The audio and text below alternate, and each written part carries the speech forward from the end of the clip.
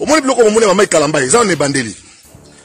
ils vont envoûter le pays comme ça, mandat fatigué les gatines. Ah, on a eu permission on le bat tout. Bazo étouffé mandat fatigué nani, na ba vidéo ya mutakala, na ba mbongo, na ba distraction. Bota la bien, le pays est dans la distraction. Envoûter régime ndengenini. Yangonde sali ke no boti na mbongo na mbujimayi, ba ke kotonga ba pyramide. Yangonde sali ke ba députés provinciaux, ba bengi sabango, ba na Kisasa. Batia bango na ba hotel, ba futaka ba hotel te, ba ko benga na ba députés provinciaux, na hotel pour un paiement. Les députés provinciaux de la République démocratique du Congo n'arrivent pas à comprendre la chose politique qui est en train de se passer dans ce pays. Le président de la République a envoyé de l'argent, 500 000 à chaque province. Nous sommes informés qu'il y a des gouverneurs de province qui ont pris cet argent et qui se les sont distribués avec certains députés pour qu'ils ne soient pas évincés de leur poste. C'est dans leur coutume, c'est dans leur sang.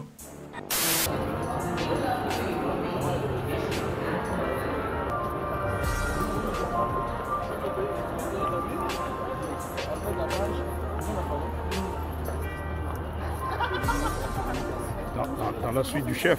Est-ce que vous voyez comment l'argent des Congolais est gaspillé pour le plaisir Yabatu? Webi na voyage Oyo. Akena combien de ministres? 10 ministres. Tangelanga projet moko. Oyo régime Oyo et initia et Simba. Programme 100 jours, Bapia réserve stratégique et Simba te. Babouka Zando. Lelo Zando, on a envoyé combien de familles au chômage? Maïgo de Kendawapi, il y a des Congolais mbongo. Bah, un projet à Yaram. Place Marezate. Place Misala Yate. Mais bali kotinda 20 millions. Bah, qu'il y a une pyramide. Bah, pyramide wana. Tout que ne sait que ça, Pharaon. Bah, la kaka ba Congolais ba collé 4 fois. Bah, la ba Congolais ba millionnaire. Le Congolais a commis le plus démuni, le plus mendiant. Wenze Pelimoto. Na 2019, R de canton qui pouvoir, et loko Isaka Nango, 2200 francs. Will, les lots, ouitrage à l'uto, 7000 francs congolais. Nanu bomonité, bokomona. Tony Mwaba, ministre de la République. Okoki kopé sangai, raison, oyo bakenda ki kosamba liboso ya tribunal ya Kabuya. Na affaire ya liboso ya Verdos, c'est ce qui caractérise ce régime. Il y a des détournements. Na nyonso wana intérêt ya peuple ezate. Bongo epele boy pour na ba tournoi interscolaire, le Congo a reculé de 50 ans.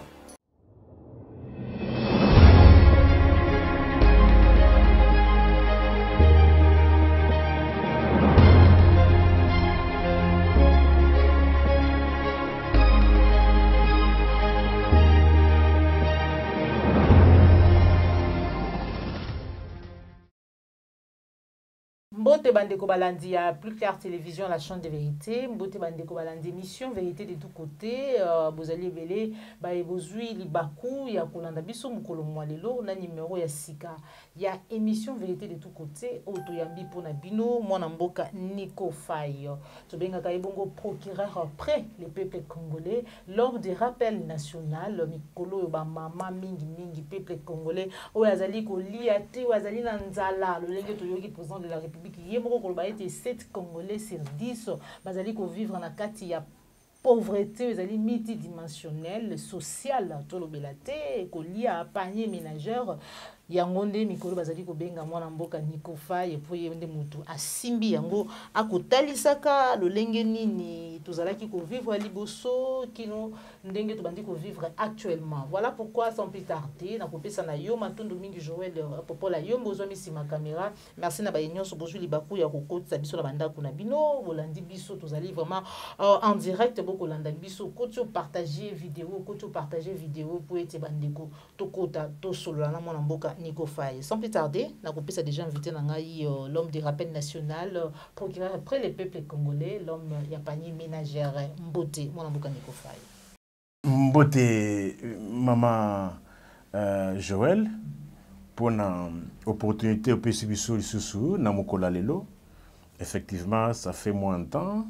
autocotanité, aller à payer à vie ezalaki, contrainte, mais il faut quand même honorer, c'est là qui vous honore, quelle que soit la difficulté, il y a un moment, il y a un mboka, mais néanmoins, dans la vie, il faut être reconnaissant qu'encourager OEP kanisaka biso. Et ça, c'est que non, les lots, chaîne, presque belé et sombami, na mabé. Et comme les lots, comme te sogolingo leka, koleka na valise te. Je vous dis. Ah bon? Oui. Koya na valise te. Ok. Bachel belé. Kalamingite. Je vais commencer à citer une après une.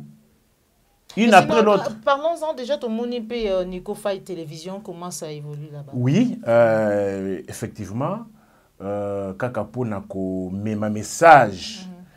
Tout le but est que non, Totika Oyo, maison mère. Mais néanmoins, pour élargir le champ, Nandenge pe blocage comme belé. Je vous dis, les lots calculés na chaîne à RTGA. 4 émissions. Pour Nazalaki. Télé 50, pour nous sauter. Vous comprenez? Nous sommes ça. Alors, nous sommes pour étouffer vérité. Mais, quand cela ne tienne, peuple boyebake, makambo tolubaka, obino bo sepela kanango, mais yeba msusu ba sepela kanango te. Le problème est que il y a valise oyo. Valise oyo nde makambo. Bakomi kolba ulingo leka koya na valise te. On te dit comme ça d'avance. Alors peuple retenez cela. Ce qui bo monipe nini apparition et komi ko dimine boye que non, contrainte leki ebele, il est belé. Mais to ko lembate parce que il y a limboka na biso.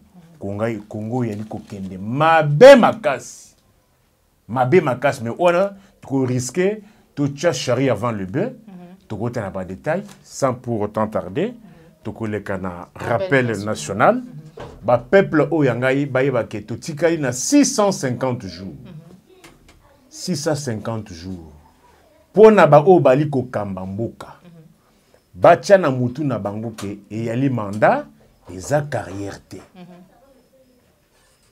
Moutuna Nangé Yali. Na budget à 2019, budget à 2020, budget à 2021, budget à 2022. Misoloboni Basu Babombeli Seni. Mandat est à 5 ans.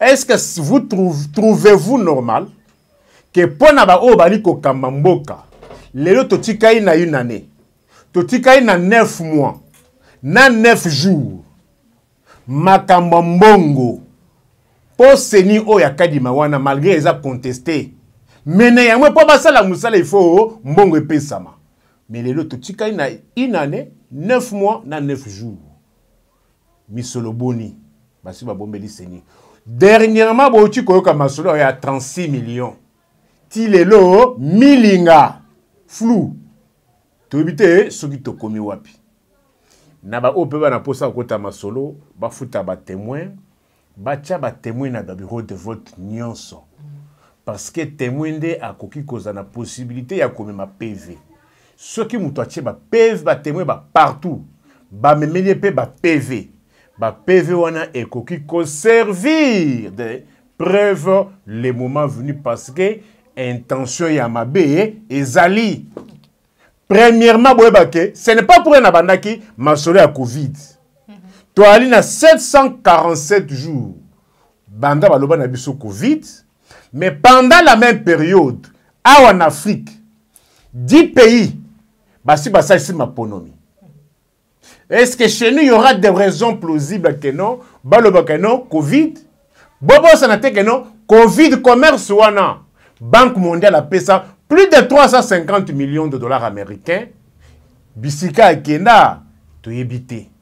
Ba médecin, ba infirmier, ba ambulancier, et belé moussous basana équipe à riposte à Covid, ti lelo, ba tikali kopé samate. Mais mongo yaka, 350 millions. Sans compter 364 millions de dollars. Oyo FMI a payé ça qui m'a kamabukanga lonzo. Wana bobete la kangote. Et 337 jours, bandant de Comichel à Koma, mon conseil gouvernement na Congo Kinshasa. À bon entendeur. Salut. Matondo mingi mwana mboka procureur après les peuples congolais Nico Faye na kusenga na baebo sepelaka vous allez belé non seulement abonné à maman Joël comme vous allez de partout baebo landa kabiso vous allez ko sepela na lo lengeni ni mwana mboka Nico Faye azali ko lakisa sans beaucoup de littérature na pratique on a lo balo lengeni ni panier ezali lo lengeni ni situation sociale ya congolais ezali mais boyoki déjà ba contrainte bandi boyebi ete bandeko balingaka vérité te soki muto akoloba vérité ba menace etambolaka na yango ba contrainte comme ebele boyoki déjà alors Nico Faye télévision ezali wana bo s'abonner pour na soutenir Yakoba na musala azali ko sala etumba ngana bengaka yango ya koyebisa bino vraiment lo lengeni ni social lo lengeni ni panier ménagère lo lengeni ni makambo azali kotambola na kati ya mboka na biso République démocratique du Congo na kosepela soki vraiment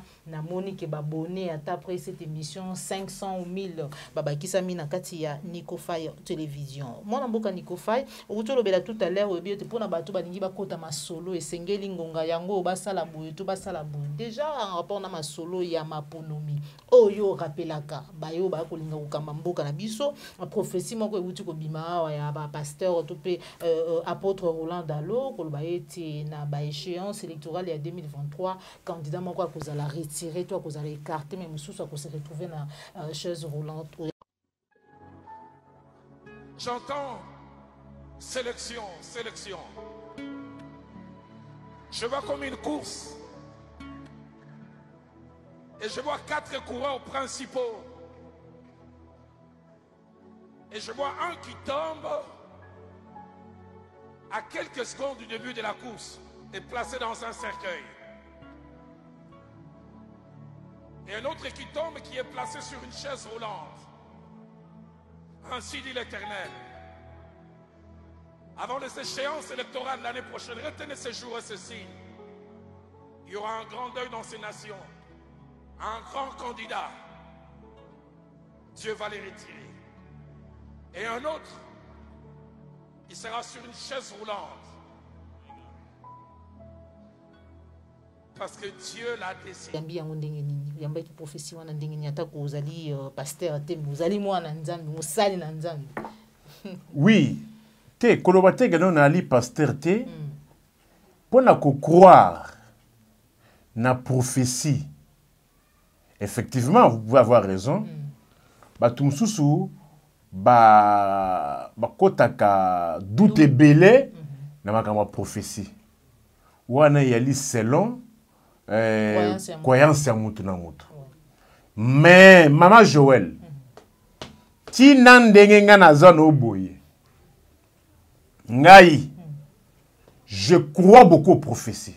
Vous croyez beaucoup aux prophéties? Beaucoup. Parce que ti lelo soki lelo nga naza na bomoi c'est grâce aux prophéties. Grâce aux prophéties et la kisakanzela te omoni mikolo yo keba boye na boye omoni boye likamoko ekoya boye ba oye lo boye te ndima me pesa lo ba boye grâce aux prophéties. Peut-être je peux vous surprendre. Na 2014 na sinala na balabala na balabala na Kimbangu na bano yoka malaise makasi petit nanga moko akenda Lubumbashi asaka plus ou moins 2 ans to kutana te mais jour moko na oka moté me bité faut na benga yenano na bengi alors ah procureur kalami lobi nga na zo voyager yo lingi to kutana te ça va na bengi oza wapi o yaka boye na Kimbangu na 7e rue na kata nyonso na moteme wi na kende na komi boye na kuti yete albi oh na komi déjà na arrêt na komoke na Jolandi na arrêt oh bon oye retard na komo kende lobby tokutana na moni yo ba betio loko moko oya lobby avant na voyager na sambele la yo lobby kuna 10h déjà la bana mais déjà ba anti-inflammatoire ba paracétamol belé na ba doliprane lobby kuna tokutana na 10h bito ça ba course to ça va être yo profiter si la ba si ça ba course na yo ngapela si ça ba course na nga pour tokutana bien maman de 10h à 14h nzote boya na bengi ozawa pe yaka place o na bisoke wana mama makamwa mukili ya makamwa ebele na longwa na koma kimbangu place o ayebisaka ngalo komi ka place wana na benga telefone ile kasute telefone ile kasute nga wana deja nzoto malili makasi fièvre moko aliboma mayele esilinga na lali nazaki otelema na lali na se solution ya esute noka esprit elinga na mekano susu avant na lala na se na moni na ke na lopango moko na tuni na lopango est-ce que boyebi prophète Pierre fillette moko ya ba 12 ans lobi te toyebi yete pas de solution pas d'issue na lali na se na banda ozela liwa noka mo esprit elinga na benga lisusu na meka boye telefone eleki ayambi oza pe nga na lali libanda awa na se place ba kotumba ba dendo na maye awa prophète Pierre abima na lopango oyo mwana yebisaka ke non ayebi yete na kota boye kolala na sete na kuche deja atie deja maya moto amelisinga mai mama na 100 ans na degré ya liboma na 100 ans na degré ya liboma alobi nanga omoni babetaki deja munduki mais awa na vandaki molimo santo ebisinga ebembe moko ezoya ko déplacer te epesi directive ya mondo kutaki maya moto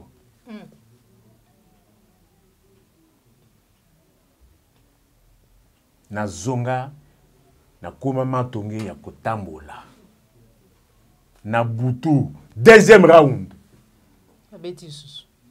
na bandanga na lalaka batikala jamais kotoke porte na butu baya kotoke porte plus ou moins 1 heure de temps mais muto aolobate mais quand première frappe à porte esprit elinga image oyo ya makamyo sekaki na moi na oyamba na ondimate abuka porte plus ou moins 1 heure batoka na répondre te kenda bongo na tongo na moni mwasi moko abando sala oui papa lolo na loti na moni nyoka zolanda yo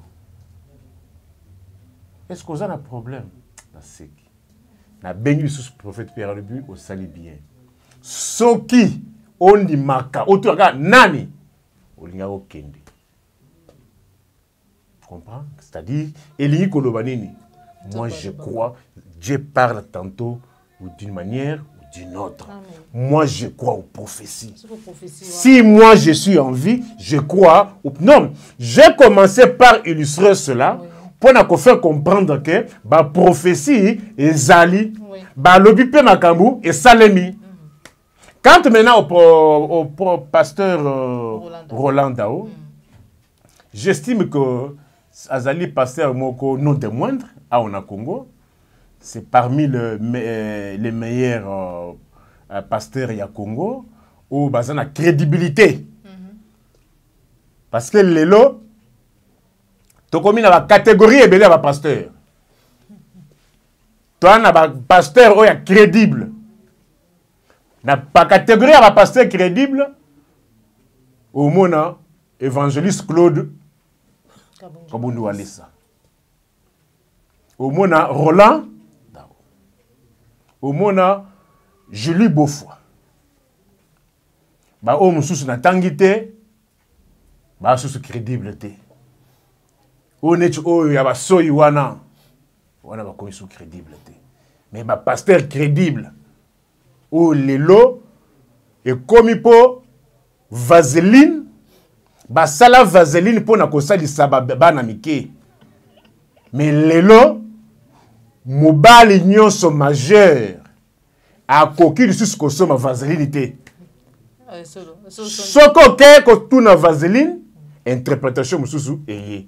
Les gens oublient que avant ba prétendu pasteur mususu oyo ba dénaturé ba sali que no ba détourner vrai usage à vaseline i vaseline usage nango initial ezalaka lelo nga na kokota na pharmacie pour soma vaseline pour na bébé ou bien tu vois non so likolo ya banani likolo ya bato moko prétendu pasteur prétendu évangéliste prétendu est-ce que lelo oyo komi benga sous pasteur ça vaut encore de la pesant d'or lelo c'est-à-dire ba prétendu oyo bayaki kosaka na kombo ya Yesu Masiya ba komi kosambwisa lelo crédibilité ba komi kopesa crédibilité na bato misala mabe mususu o ba bandaki ko croire de na ba pasteur. Est-ce que ça t'est envoûtement ba ko envoûter régime to pe mandat de chef de l'état quel rapport fait-vous quel rapport au moins bloco mon mama kalamba ils en est bandeli ils vont envoûter le pays comme ça mandat a fatigué les gatigne ah on a eu permission on loba tout bazo étouffer mandat a fatigué nani na ba vidéo ya mutakala na ba mbongo na ba distraction botala bien le pays est dans la distraction si bien que on ne sent pas c'est comme si mboka gouvernement bazo sala musalate c'est comme si rien ne fait dans le pays et le pasteur s'en mêle. C'est eux-mêmes qui viennent raconter maintenant ici ba vie privée au sango soko tubela abeta kali soloté envoûter régime ndengenini quoi envoûter régime ndengenini yango nde sali ke no boti na mbongo na mbujimai bakende kotonga ba pyramide yango nde sali ke ba députés provinciaux ba bengisa bango baya na Kisasa bacha bango na ba hotel ba futaka ba hotel te ba ko benga na ba députés provinciaux na hôtel pour un paiement. Voilà. Toko koma wana ezaki juste par rapport à prophétie. Prophétie, moi qui vous parle, ouais. Je crois aux prophéties. Oye à lobby. Toi là nous na une année, 9 mois. Bokeba, au moins déjà ce qui nzamba bandi koluba. Ce qui message oyo et tu es pas un colo. Avant to comme en 2023. Avant année ici là. Boyoka mutu mususu parce nzambe akolobela lususu na monoko ya mutu mususu. D'accord. Merci beaucoup, procureur après le peuple. Il y a députés provinciaux, il y a 26 provinces où ils allaient bongo nakati ya mboka na biso ils allaient ko sala été République démocratique du Congo ezala o ezali bobima ndenge ezali ba yaki awa boyina Kisasa na mbela ya mokonzi ya mboka oya bengisaki bango mais kasoto yoki ministre intérieur Daniel Aselo ko dénoncer en tout cas avec na tanda makasi le lengenini $500,000 il maki pour chaque province mais kasi ba gouverneur ya ba province wana basilaki ko papa mbongo wana na bande komisusu kino to komi na niveau ya komona lo lengeni bazali ko benga na bango na ba hôtel outi koloba a en tant que ministre de l'Intérieur de constater que les députés provinciaux de la République démocratique du Congo n'arrivent pas à comprendre la chose politique qui est en train de se passer dans ce pays. Je vais vous donner une illustration, parce que je sais qu'il y en a qui sont instrumentalisés par leurs collègues. Je ne peux pas m'empêcher de parler de moi-même. Ma province est du Sankuru. Ça fait 3 ans que Félix Tshisekedi est président de la République. Cette province n'a jamais eu, jamais et alors jamais un gouvernement provincial. C'est à cause de qui? C'est à cause de ces députés provinciaux. C'est à cause de ces députés provinciaux qui ne cherchent que l'argent. Ils ont, suite aux instructions leur données par leurs députés nationaux et sénateurs, mis cette province du Sankuru dans la situation où elle est aujourd'hui. Et au lieu que les députés provinciaux des autres provinces soient solidaires à cette population du Sankuru, ils viennent crier sur le ministre de l'Intérieur que je suis parce qu'ils sont instrumentalisés par les collègues du Sankuru. Ce n'est pas normal. Il y a des députés. Le président de la République a envoyé de l'argent, 500 000 à chaque province. Nous sommes informés qu'il y a des gouverneurs de province qui ont pris cet argent et qui se les sont distribués avec certains députés pour qu'ils ne soient pas évincés de leur poste. Nous sommes informés qu'il y a, donc, pour les députés provinciaux de la République démocratique du Congo, la stabilité de leur assemblée passe par l'instabilisation, la déstabilisation des gouvernements provinciaux. C'est ce qu'ils viennent de dire et c'est ce qu'ils viennent de faire voir au président de la République. Lorsque eux, ils sont en train de dire au ministre de l'Intérieur que je suis de ne pas m'y mixer dans leur fonctionnement, ils veulent tout simplement dire, monsieur le ministre, donnez-nous l'occasion de déstabiliser tous les gouvernements provinciaux et que nous restons en stabilité. Est-ce que Bino va Congolais, Bokote Yamate, la Bible vous dit ceci. Pourquoi la nature ne vous enseigne-t-elle pas? Yebisanga maman, aux Congolaises, à part casquette ya présentatrice, à part casquette ya journaliste, aux d'abord Congolaises. Yebisanga projet moko. Ya régime oyo ya rassemblement. Ya ba mubutis na bana bango e simba. Projet moko.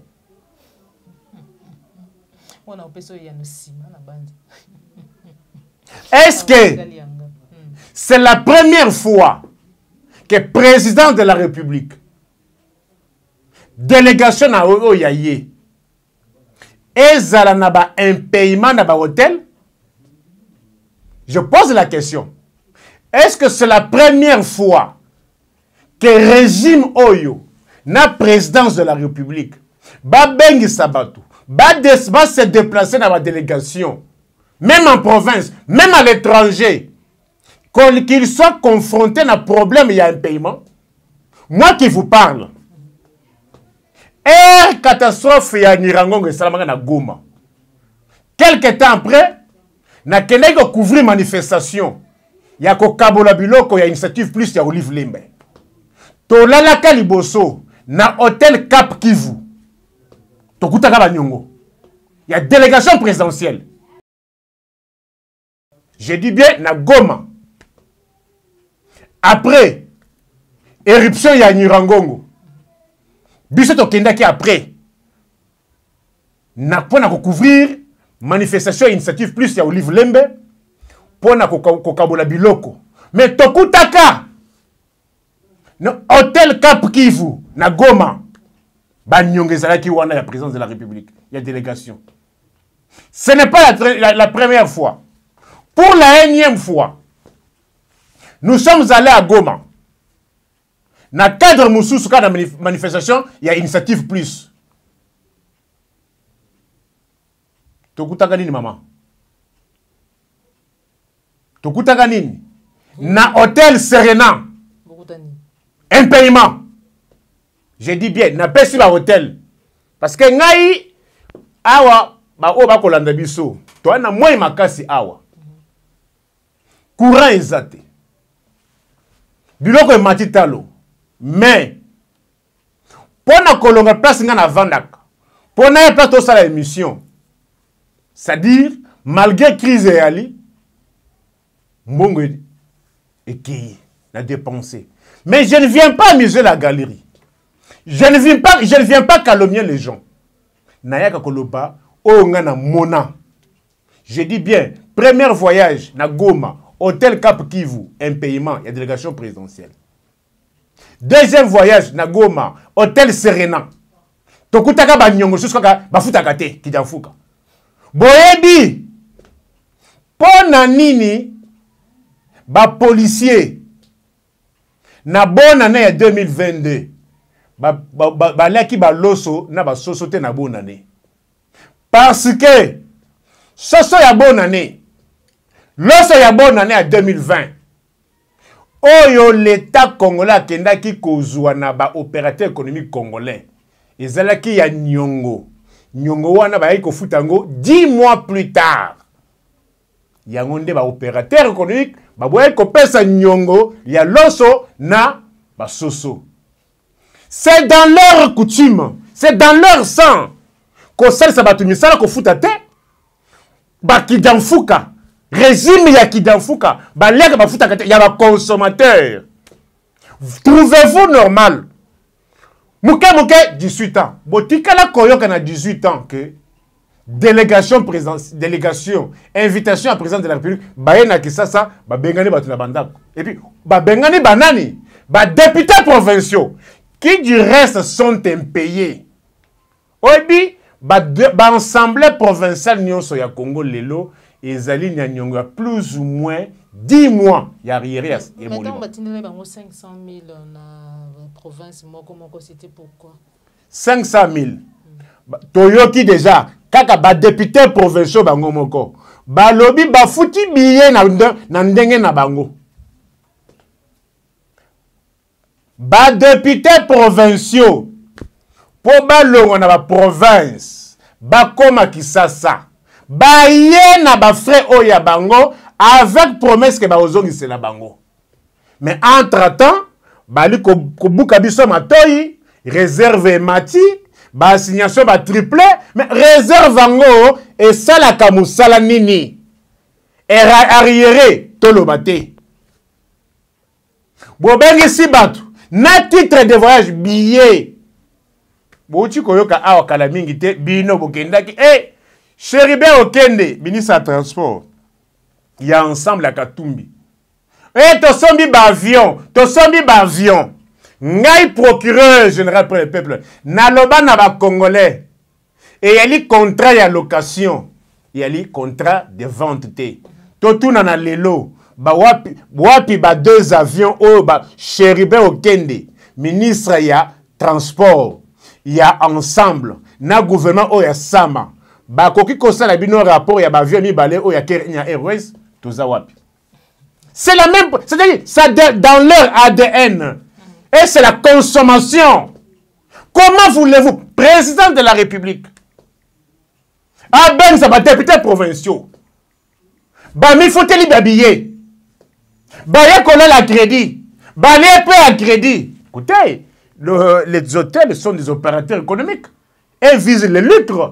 Bah mon clarté, bah il dit que non. Régime oyo ba kidanfuka bazwa kanyonga futa kate alors ils se sont dit ba perdre déjà au moins plus ou moins 10 jours wana mais ba ka sur le colote ba bengeli bango mwana mboka Nico Faye président de la République azali bongo na ngambo ya Dubai bipai wa biso moni vraiment na délégation penza to éviter ba kongomani bazali komituna pourquoi délégation à lolengi wana juste pour na exposition 2020 to ezali ko sala manangambo ya Dubai réaction na yo ezali lolengi ni tango ezali komona lolengi ya ba image to pe bilili yo batindeli biso to éviter na sima ya exposition ou est-ce que République démocratique du Congo et ko gagner quelque chose parce que déjà mis sur les bimi 2 millions de dollars et ko bimaka par rapport à voyage il y a président de la République na suite oyayi na éviter ce qui banda régime oya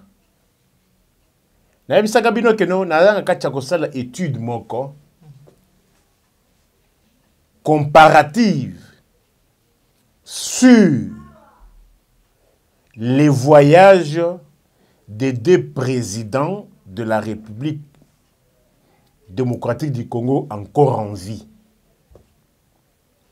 Pour le président sortant, dans 18 ans, jusque-là, je n'ai pas encore clôturé, Nazana 26e voyage, répertorié jusque-là par mois. Je n'ai pas encore clôturé. Je dis 26 voyages. Mais sous ce régime, dans moins de 4 ans, on a déjà dépassé le seuil de 130 voyages. Qui dit voyage, bah, congolais, dit argent. Le président de la République, pour se déplacer, à cause se déplacer, n'est-il ministre pété, n'est-il pas ambassadeur de. le président de la République a toujours une longue suite. Webi na voyage Oyo. A combien de ministres? 10 ministres. 10 ministres, pour quelle raison? Madame, est-ce que vous voyez comment l'argent des Congolais est gaspillé? Pour le plaisir, il y a battu. Au moment où la crise a atteint son paroxysme. Et tu as constaté, crise est comme en couleur. Tu as une crise en noir et blanc, tu as comme une crise en couleur. Et je monana. Longola, président de la République, soit 10 ministres. N'a pas suite.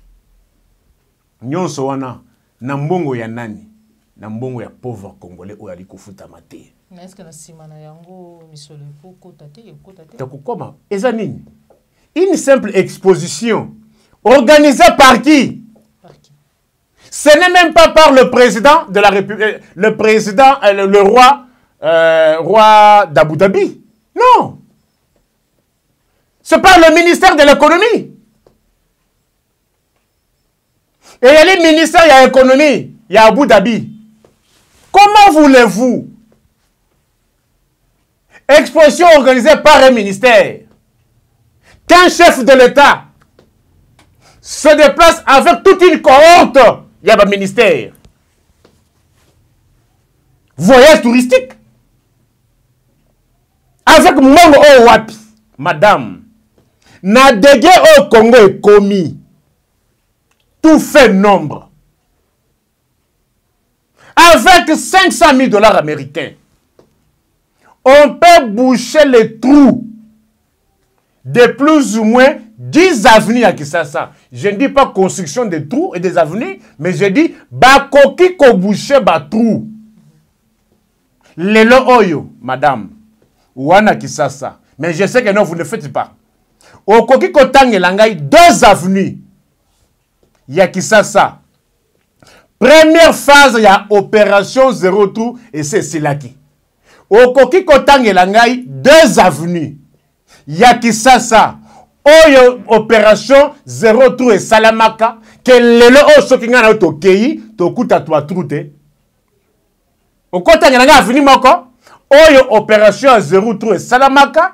Mais lelo oyo soko ke na avenue wana okuta trute. So tangelinga ngo ngana yo ko bengisa nga susu te. Izate. Kena avenue des Huileries. Tanga kasi. Mina bengizo surte suna tangi kaka. C'est bon so ezate na otanga te. Voilà. Mais nazo tangela bien quelques avenues au opération tous les alaka. Zo avenue des Huileries. Maman. Tronçon régie des eaux. Colonel Ebeya. Eza na etani. Dans le but, tronçon, régie des eaux, colonel Ebeya. Toi, na aboulou combien wana? Zoa tronçon, rond-point des Huileries. Et ça, na aboulou boni wana? Et ça, na aboulou boni? Les gars, quand le fungula. Y'a maboulou za wana te? Zoa tronçon, rond-point des Huileries. Pour obima robot. Il y a parlé du peuple triomphal. Tala eta ya makadamu izawana. Et écoute na maboulou. J'ai venu des poids lourds. Tala maboulou. Entrée à Mi-Congo. Entrée 14e. Entrée 16e. Entrée 17e. Maboulou. J'ai boulevard Lumumba. Parce qu'ils étaient sur le boulevard Lumumba. Comment na niveau saute muto de bonhomme na se wana tala na se wana ndenge mabulu eza wana mais mbongo ebele ke ipo na tourisme abatu po batu balingi ko sepelisa nzoto voyager ko sepelisa nzoto bo voyager na mbongo ya binote batu mususu ba contribuer bali ko futa mate mais bino bo koti ba avion kitoko bo ko na ba hôtel 7 étoiles na mbongo ya batu mususu. Entre temps, ba continuer wana bali ko futa mate ebele ba na nzala. Mais ngai na bo bakate. Bino ba Congolais Bon discours nangaï. Il y a 2015, 2016, 2017, 2018. Par rapport, il y a un rassemblement dans Sabino. Les lots. Mboka yali kokamba na bato rassemblement. Sponsor ya rassemblement Katumbi ana kati ya gouvernement oyo. Na régime na bato na ye. Ministre de transport. Na kati ya rassemblement. Bwana oyo azaka président ya rassemblement ye moko Antoine azawana mokonzi ya. Na kati ya rassemblement Jabier Bemba azawana. Mais toto stoazo leo ba vient na biso nani oyo Pierre Lumbi Koufa, Lutundu la Zawana. Aza ministre, bato rassemblement. Père vient abiso oyo a télé cette nani bon, Bolimbi Sanga. Aza pe la kacha gouvernement, bato rassemblement G7. Mutinga. Ana kacha rassemblement. Tozo parce que gestion ya rassemblement. Mboka lele zawapi. La vie est intenable. Tous les indicateurs sont au rouge. Mais on ne tient pas compte de tout cela. On s'arrange par le prince. Nambongo ya la Congolais. Baliko futamate. Ndabanzala. Maya komele komi passe. Koura komi ya Marie Denis. Bota nenge to kotoka. Place to sa da plateau oyo. Split et ali. Mais moi split et pela ezate parce que courant ezate. Ce qui te koti wenze, to lobate. Mais mbongo ekewana. Pourquoi pas envoyer aussi un ministre de l'économie? Pourquoi pas envoyer même un ministre de l'industrie? Parce que déplacement est chef de l'État. Et il y a un déplacement pambate. Et il y a une implication financière et belée. Bah, si tu vas la Kuna 7 étoiles, combien de personnes? Frais d'émission. Mbongo wana ezaka mbongo na bangote, mbongo na biso, mbongo na yo, mbongo yo ya o Congolais ozakola na ngai. Mais malheureusement, ils ne sont plus là-bas. Peuple d'abord, Bobo Sana. Voilà. Les lots, c'est le prestige, les honneurs d'abord. On a les cambouis à mauvaise gouvernance, aux adiko beta c'était à président de la République, na discours naie à Oudaki Kosalata Kutana Kibongo na ba député provinciaux, à l'obaki eti 7 Congolais sur 10, bazali que les locaux vivre na pauvreté moko ezali multidimensionnelle, yambi yango nini. Est-ce que ezali kaka maloba ya koloba tout vraiment ezali réalité pe nini o esengeli kosalama po eti tout le monde la situation où il y a décrit. Madame, parfois, na okoma na ba émission na bino, bolo bakeno, yé a juste na inspiration te. Na ko changer ka discours te. Et aussi longtemps que situation ya peuple o yanga yali ko bebaka mikolo nyonso. Ça ce n'est pas un discours d'un chef. Lorsqu'on est chef de l'État, lorsqu'on est dirigeant, on est tenu à l'obligation des résultats. Discours ya koloba bongo, il y a le discours ngana kolobango. D'ailleurs, il y a Kiti ici. Lelo oyo, 9 Congolais sur 10. Pas 9. 9, parce que si vous parlez en termes de pourcentage, c'est catastrophique. Quand vous dites, parce que si on a vu par exemple, toi plus ou moins 100 millions d'habitants, si on a le but, 10%. 10%, c'est-à-dire 10 millions de familles. 10 millions de Congolais. Ndeba koza vivre. Mais 90% des Congolais vivent en deçà de la pauvreté. En deçà de la pauvreté. Lui ne peut pas nous dire ça. Yenda le but nabiso que non. Sozi Mokonzi a comme ça Congo, Allemagne d'Afrique. Allemagne d'Afrique, c'est la 4e puissance économique mondiale. Allemagne, c'est la première puissance économique européenne. Vous connaissez le budget social, il y a Allemagne. Le budget social, il y a Allemagne, c'est 300 milliards d'euros. Budget social, rubrique, il y a budget encore. C'est 300 milliards d'euros. Boti koyoka air makambo ya Ukraine bandi awa. Parce que dans la deuxième guerre mondiale, Allemagne a tiré sur ce côté makambo ya bitumbate. Mais compte tenu du comportement de la Russe, na Poutine, Allemagne a changé de position. Il faut investir dans l'armement. A débloqué 100 milliards d'euros. Mais Antoine Alobi Nabiso a comme Sabiso allemand d'Afrique. On est atteint le Bakeno, to comme Pologne d'Afrique, to comme Albanie d'Afrique, alors Allemagne. Mais Allemagne y a un mandat économique aussi là. Mais lorsqu'il dit que non, 7 sur 10, moi je dis 9 sur 10. Alors, qui doit donner des solutions si ce n'est pas lui? C'est un discours qui ne doit pas provenir d'un chef de l'État. Ce n'est pas un discours qui doit provenir d'un dirigeant. C'est un discours qui peut provenir d'un dirigé. Ngana to kolo babongo, mais il y a kolo babongo te. Mais si lui dit ça, solution est que vous n'êtes pas nani. Avec des chèques. Non seulement ça, il a promis n'a policier Mutuka $400. On attend.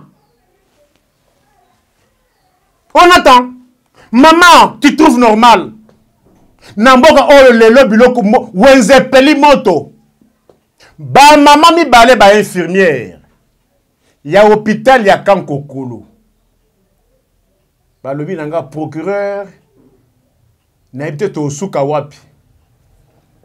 Banda bako 2018 arrêté Ebima. Bazo bango ba 20 000 francs. Pour ba remplir ba formalité. Ti le côté. Banu kopé ça ka 155 000 francs congolais. Maman on a lobby na bana 4 avec 155 000 francs congolais. Na osa nangoni. Lelo oyo za maman. Sac à semoule. Il y a 25 kilos. Il y a jaune, il y a soukawana. Et combien combien? Oza maman. Quoi qu'à solité. Bon c'est la sincère. Aussi longtemps pour que sincérité, Zamba n'est pas hypocrite. Oza maman, sac à semoule à 25 kilos, il y a jaune. Et combien les lots? Ce qui est le bitin à Olobango. Les lots sac à semoule à 25 kilos, il y a jaune. N'a pas eu contact avec il y a publicité. Pour n'a commis quoi contre mon lema. Non, à Zambongo, à sa publicité à la maison, jamais. Bon, tout na bango, on appelle ça 10 francs na yaloba. Mais il y a un cadre pédagogique. Le sac à 25 kilos, maman, aboy koloba. Sac à 25 kilos à semoule. Il y a souka, il y a dernière catégorie. Ok, non, moutoui que non, na sous ma sangote, na soma pe semoule. Le lot. Semaine antérieure, na soma kango 36 000. Mais le lot. Naoutuko Somango, 44 000 francs congolais.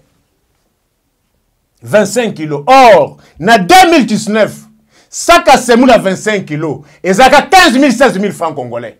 Les lots 44 000. Mais on nous a promis l'aliment d'Afrique. On a promis aux policiers $400. On a promis aux policiers les véhicules. Au moment où les mêmes policiers, Banda Baya, Batikala jamais kozwa, Bateni. Batika jamais kozwa, Babout. Le lot bout est comme 30 000. Le lot tenu est comme $25. Mais dans le salaire, oh, wapi, 172 000 francs congolais. Tous les Allemagne d'Afrique. Discours Rwanda et Koki Koku Kouta na dirigeanté. Il y a le discours et Koku Kouta na dirigé. D'ailleurs, il est allé en deçà. Les lots 9 Congolais sur 10, baliko vivre en deçà de seuil à pauvreté. Merci beaucoup, mon amboka Nico Faye. Réaction à you en rapport à Mambi Matali développement à la base et à 135 territoires.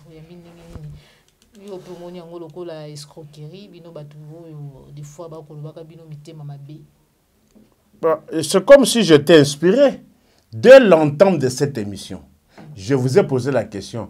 Tangelanga projet moko oyo régime oyo et Initia et Simba. Vous avez été incapable de couper sa réponse. Mais comme vous avez été incapable de couper sa réponse, vous êtes incapable. Vous êtes capable. Il y a autant de 5 projets. Oh, baloba mais simbate. Programme 100 jours, Bapia réserve stratégique et simbate. Babouka Zando. Lelo Zando, on a envoyé combien de familles au chômage? Ti lelo Zango, babana ta kotongate. Ti lelo babrikayon, ba débris, ba déchets, oh ya bloka liboso babouka ka. Ti lelo zaka na kati ya Zando. Somo lingo mona ba image ya Zando. Bobeta ni kofai télévision. Bo mona ba image ya Zando. Itikala ko sale matin. Bobi ba na projet oh ya My God. My God ekenda wapi? Il y a ba Congolais mbongo. Ba na projet oh ya RAM. Ba kena RAM et au sala keno ba Congolais bazwa wifi, ba étudiant bazwa wifi, kende UPEN, kende UNIKIN, kende IBTP. Ceux qui ont des étudiants, ceux qui wifi à l'Iwana. Crime du siècle, il y a l'État. Crime du siècle, il y a l'État. Lelo Oyo, avec le même régime, Bakutaka ba étudiant, na 265 000 francs congolais comme frais académiques. Un régime, il y a rassemblement et il y a qui? Ba étudiant na ba université, il y a l'État. Babanaï Kofuta 265 000 francs congolais. Lelo Oyo. Ba étudiant Bali Kofuta 600 000 francs congolais. Na revenu au Wapi. Tu es jaloux. Je viens de vous poser la question. Tangelanga, 2 avenues. Oyo Basalaki, première phase. Il y a opération zéro trou.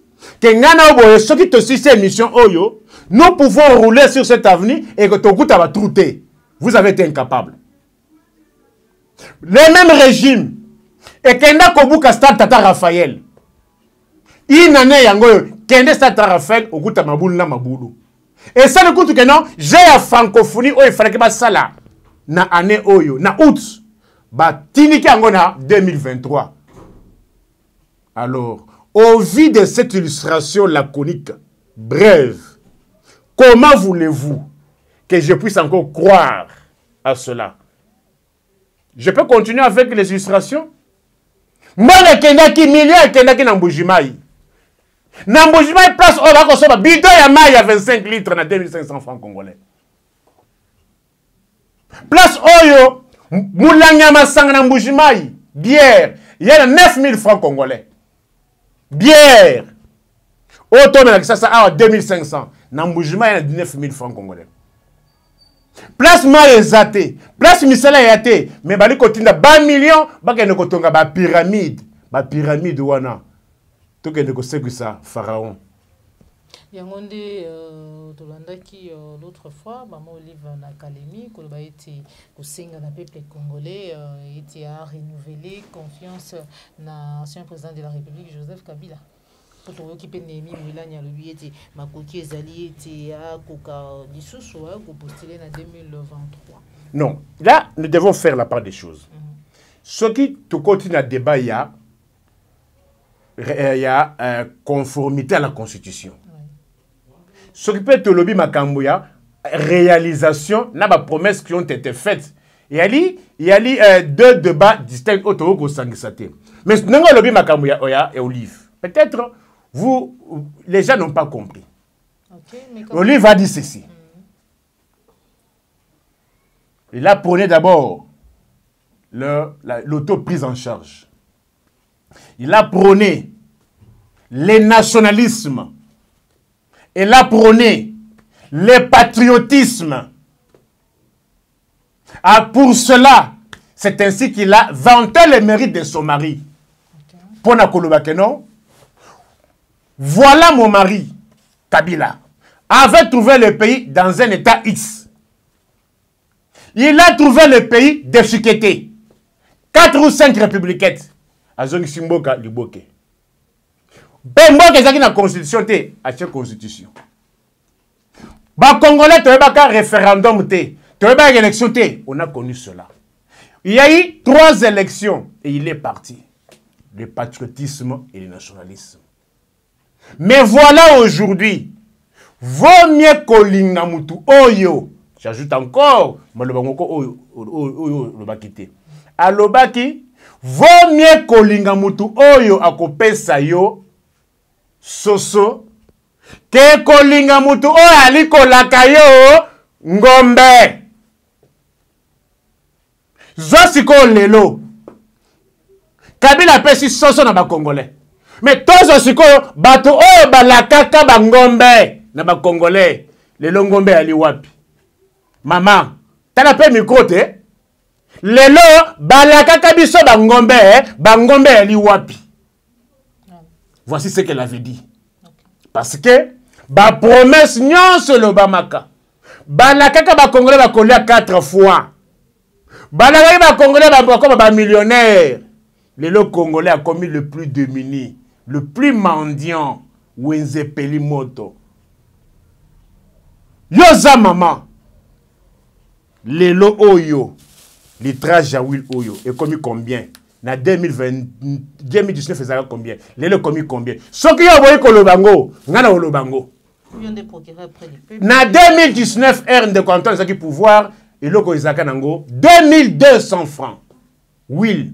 Les lots, oui, traje à l'uto, 7000 francs congolais.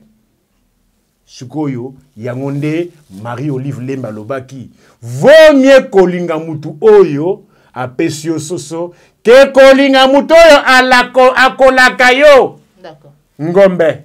Matondo mingi mwana mboka Nico Fayo tokomi na suka émission na biso bande ko balandi ya plus clair télévision la chaîne de vérité tout le bama mazali ko lekana entre Tony Mwaba ou yazali bongo ministre ya EPST moko ya bayi IDPS na Gilles Lingeti pour apparemment tori komona bino bandeko na émission ba pandisango koloba ba contradiction ba bi Gilles Lingeti a kosi ba o ba bi Tony Mwaba a koloba solo et puis plante il y a Gradeco pour na matali concours interscolaire ou salamaki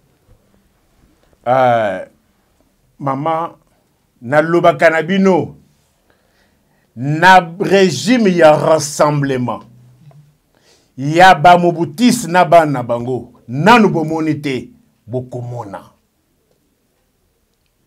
oyebi eyali première altercation entre instrument ya dissuasion ya répression ya régime na ministre Tony, il y a première altercation, Toutaki koyoka awa. Babantaki likolo, verdos, 2 millions, boyena boye. Et suka kawapi, bakendaki kosuka, liboso ya tribunal ya Kabuya. Inspecteur général des finances, chef de service. Un fonctionnaire de l'État. Tony Mwaba, ministre de la République. Okoki kopesa ngai raison oyo bakendaki kosamba liboso ya tribunal ya Kabuya na affaire ya liboso ya Verdos. Isoka ndeni milinga na milinga. Mais soki ezaka mutu mususu wana bolinga boyoka procureur boye na boye. Mais na dossier wana botika komweka procureur te. C'est ce qui caractérise ce régime. Il y a des détournements. Nous avons un intérêt à peuple exalté. Bongo belé boye pour un tournoi interscolaire au moment où beaucoup d'enseignants, je dis bien, malgré le oboko yoka wana ya gratuité, il y a un farfelu. Beaucoup d'enseignants ne sont pas payés. Beaucoup d'enseignants du secteur public, beaucoup d'écoles désactivées ne sont pas toujours réactivées. Beaucoup d'enseignants font l'objet des impayements. Mais, il y a 400 000, 500 000 ébimaki qui pour un tournoi interscolaire. Nous nous posons la question, nous sommes dans quelle république et quelles sont les priorités et quelles sont les priorités des priorités. Parce que là où il y a la crise, dans la vie, il y a des priorités. Tout est prioritaire. Mais il faut savoir les catégoriser. Qu'est-ce qui est priorité des priorités? Qu'est-ce qui est priorité dans les cas d'espèce par rapport au salaire, par rapport aux impayements? Et ceux qui ont 400 000. Vous avez ceux qui 400 000 ceux qui ont bêti machine en francs. Parce que les enseignants congolais sont payés en francs. 400 000 francs congolais, c'est plus ou moins, beaucoup qui foutent, au moins 500 enseignants. De manière régulière. Parce qu'un enseignant touche 350 000 francs congolais. 350 000 francs congolais. Mais bêta machine, 400 000 $ pour notre tournoi. Mais pourquoi pas payer aussi les enseignants en dollars? Lorsqu'il s'agit de payer les enseignants, vous les payez en francs. L'État a commis cambis. Sur le marché noir, va changer en gros pour pas foutre à enseignants. Mais pour un tournoi interscolaire, dollar et zobima.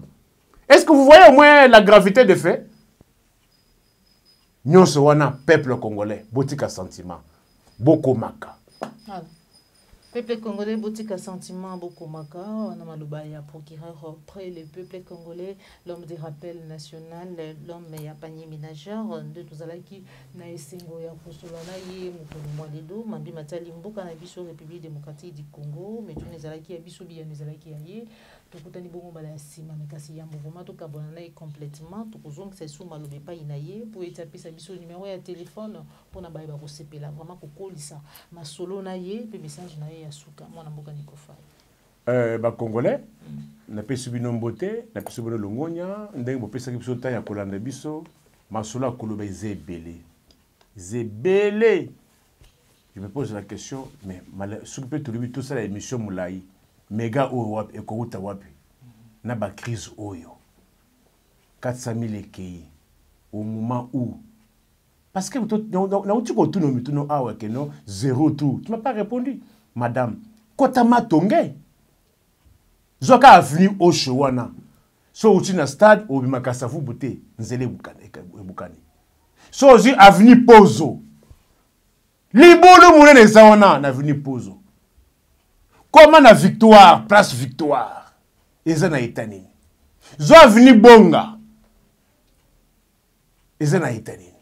Madame, so lingi na peso ba image, ya croisement Kapela na Kimwenza. Yo somana Jeep 4x4 Riner. Ezinda na mai na Kapela. Na place Makadam ezalaka. Mais quand on entend bas voyage et 400 000 pour des futilités. Or, si on voulait servir le peuple, même si on n'a pas beaucoup d'argent, si on appliquait l'austérité, on changerait le Congo. Mais malheureusement, le Congo a reculé de 50 ans. Est-ce que vous voyez que non, ça a ciment paye Matimakas. Combien? Et comme 22 000, 23 000. Ça a ciment. Mais en 2019, ils ont 12 500 francs congolais. Sac à ciment.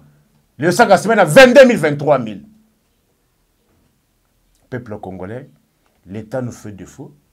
Pour ceux qui aimeraient nous contacter, plus 243 81 64 44 165.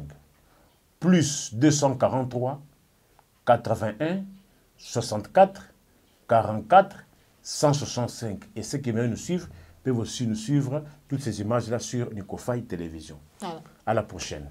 Merci beaucoup, mon amboka à Nikofai pour nous honorer biso. Merci na baïnion so bozala ki ebele, baïbolanda ki biso. Tokutani bongo malasi mama tono na Christian Bopati référendum papa la yombo so maki sima caméra cordo pe mafuta Joël de la gauche, ça l'image sans oublier Jean Mbembe Ouest. Au revoir.